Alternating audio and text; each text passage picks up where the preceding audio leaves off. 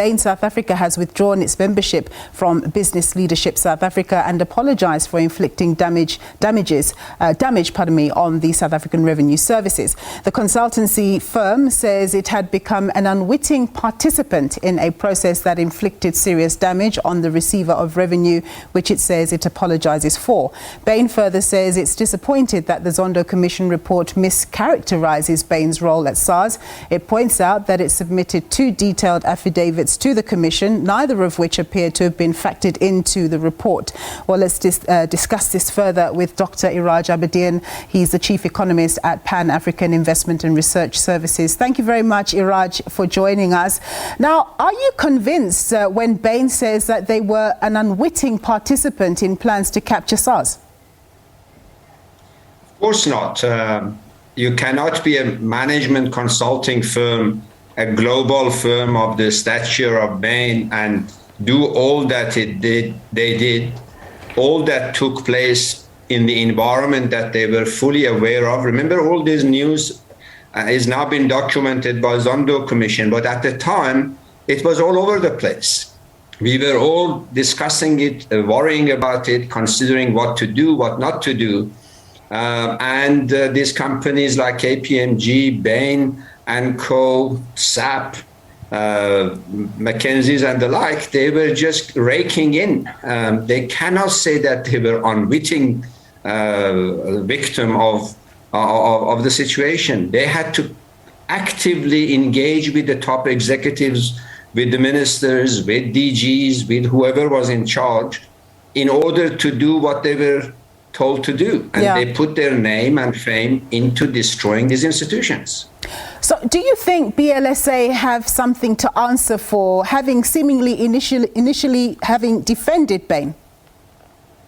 Absolutely. I mean, the fact that BLSA has waited 3 years with all the news and has waited until Bain and Co withdraw, not be sacked, named, shamed, and be almost barred from doing business in the country, because you cannot have these elements of corruption and propagators of greed and abuse of public resources sort of parading as big corporates and members of business leadership out of all organizations. Leadership requires judgment, requires ethical judgment, ethical calls, and you cannot have this type of operation. I think Business Leadership South Africa, as we speak, has still got KPMG and SAP and others, and a couple of banks whose names have come up.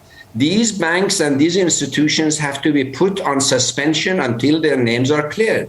That is the definition of leadership. You can't have this sort of association or guilt by omission as opposed to guilt by commission. In my view, Business Leadership South Africa and many others have been committing and continue to commit guilt by omission. In other words, not taking the ethical stand that they should take. Yeah.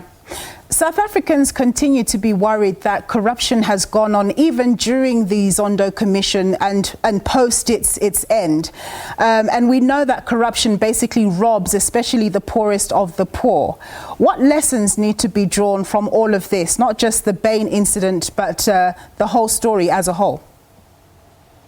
I think there's a lot of lessons that we all have to learn, but particularly political leaders and corporate leaders and business organizations or leadership of business organizations need to learn very quickly and very plainly that they should not play admin game. When somebody is implicated, when proofs are there, you don't need a legal commission of inquiry to bring their name up.